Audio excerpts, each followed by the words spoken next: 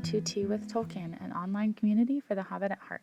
We are inspired by the works, life, and Catholic faith of J.R.R. Tolkien and strive to encourage others towards a deeper love and understanding of Tolkien's legendarium by hosting a free book club, providing free resources, and by cultivating a vibrant and positive community online.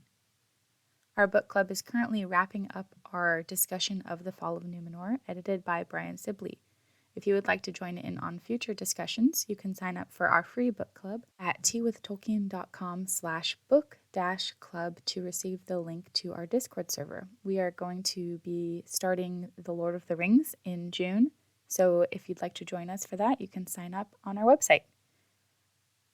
For the sake of this book club, I've broken The Fall of Númenor down into 10 sections.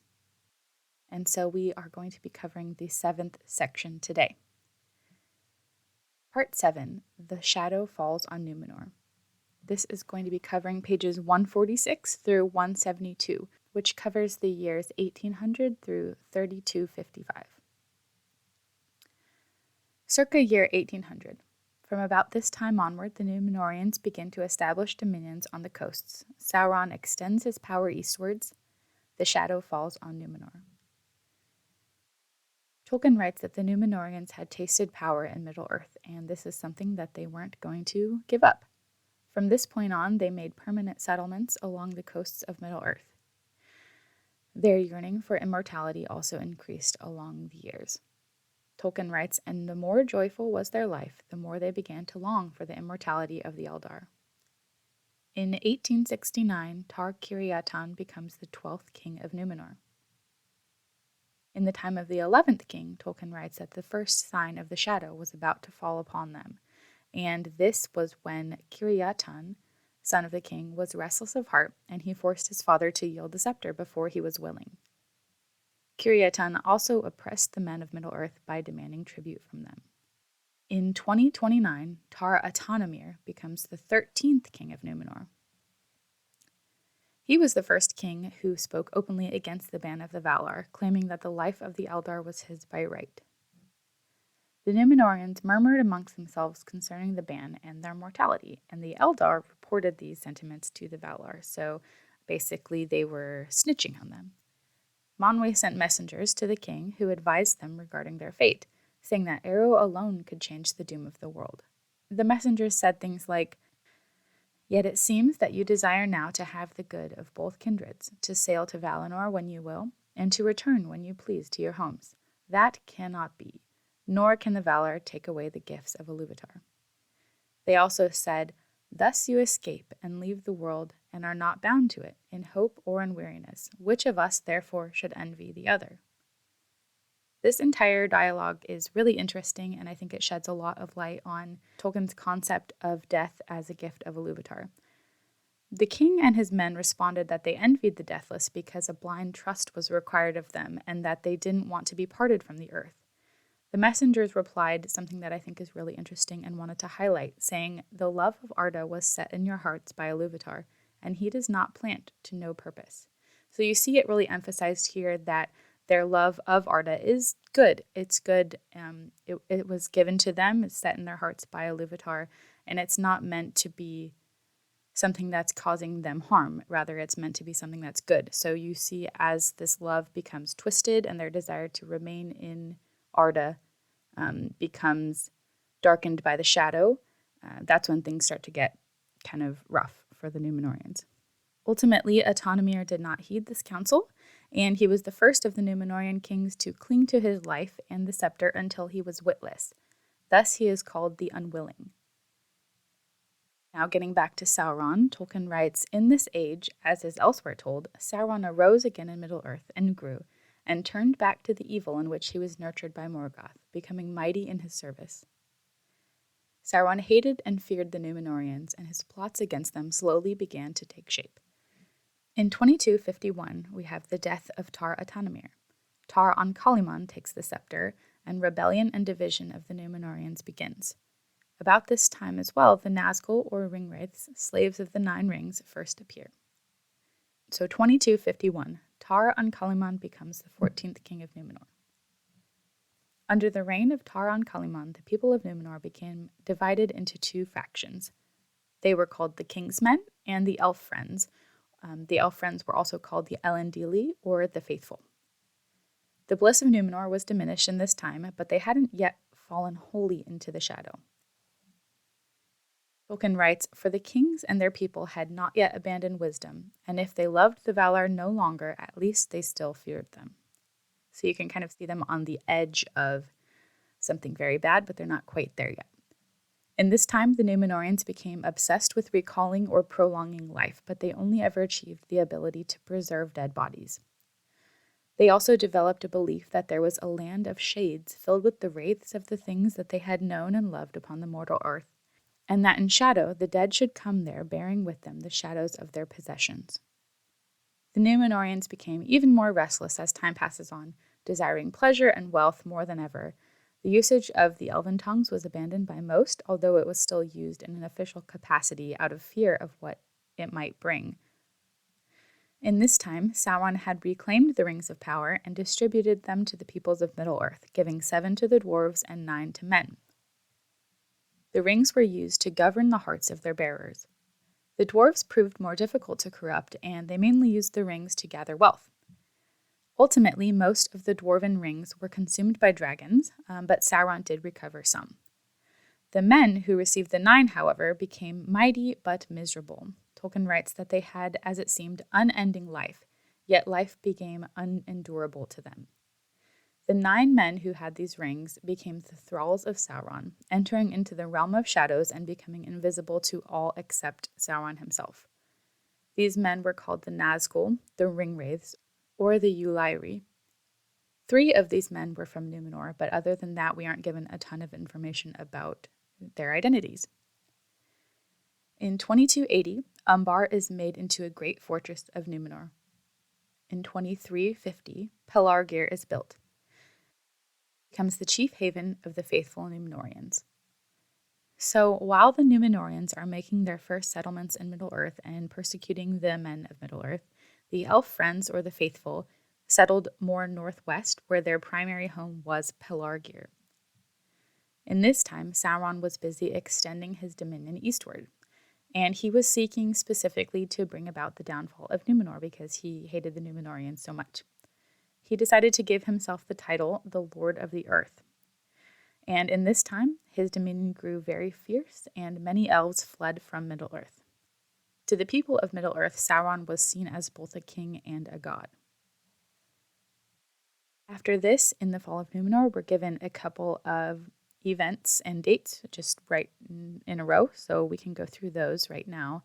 In 2386, Tar Telemaite becomes the 15th king of Númenor. In 2526, Tar Venimelde, a queen, becomes the 16th ruler of Númenor. In 2637, Tar Andukal usurps the throne after his wife's death, denying the scepter to his son.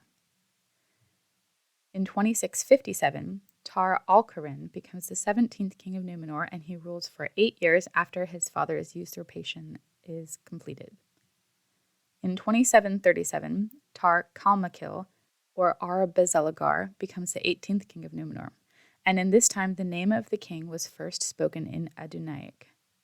In 2825, Tar Ardaman, or Ar-Abatarik, becomes the 19th king of Númenor, the last to use a Quenya royal name. In 2899, Ar-Adunakor takes the scepter, becoming the 20th king of Númenor. In this time, the lives of the kings waned, but they hardened their hearts all the same. He was the first king to take his royal name in the Númenorian tongue only, and Ar-Adunakor means the Lord of the West. Tolkien writes that this name seemed ill-omened to the faithful, for hitherto they had given that title only to one of the Valar, or to the Elder King himself. The usage of the Elven tongue was banned, though still taught by the faithful in secret, and the faithful were persecuted, and the Eldar ceased to visit Númenor.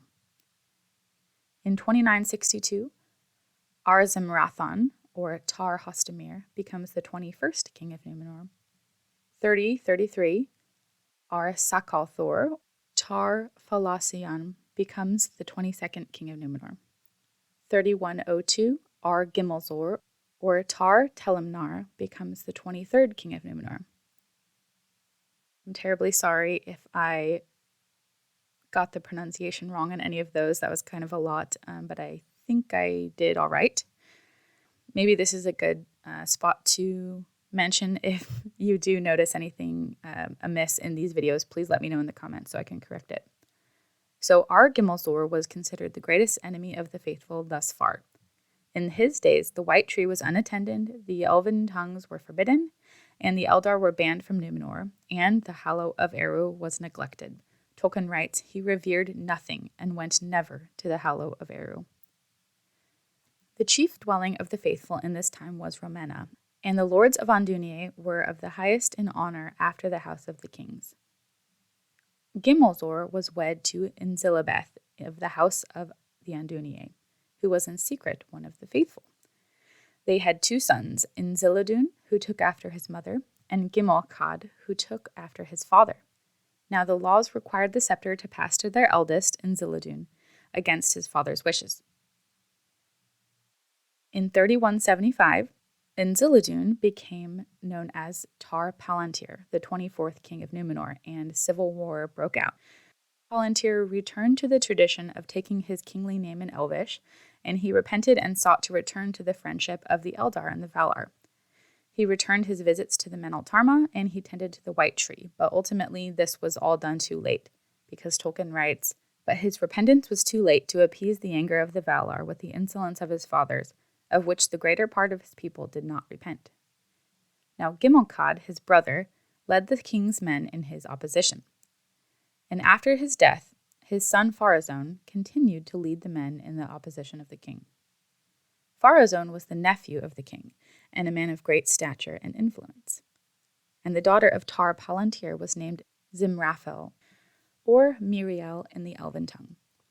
Tar Palantir died, and the scepter should have been passed directly to Miriel, but Pharazôn married her against her will and claimed the scepter for himself, calling himself Ar-Pharazôn, or Tar Kalion in the elven tongue, and Miriel was called Ar-Zimraphel. This occurred in the year 3255. Pharazôn was the proudest of all kings of Númenor, calling himself Pharazôn the Golden and desiring the kingship of the entire world. In this time, the leader of the elf friends was named Amandil, of the Lord of the Andúnië, and he spoke out against Pharazôn. Because of this, the faithful were persecuted, and the lords of the Andúnië were stripped of their titles and wealth. Amandil was then commanded to live in Romena. In the end of this section, Tolkien brings us back to the Waldman letter, where he speaks about the downfall of Númenor, saying that it was a second fall of man which brings about the reshaping of the earth. He says it is the result of an inner weakness of men and Sauron's exploitation of that weakness, writing, reward on earth is more dangerous than punishment, and saying its central theme is, inevitably, I think, in a story of men, a ban or prohibition. He also says their reward is their undoing, or the means of their temptation.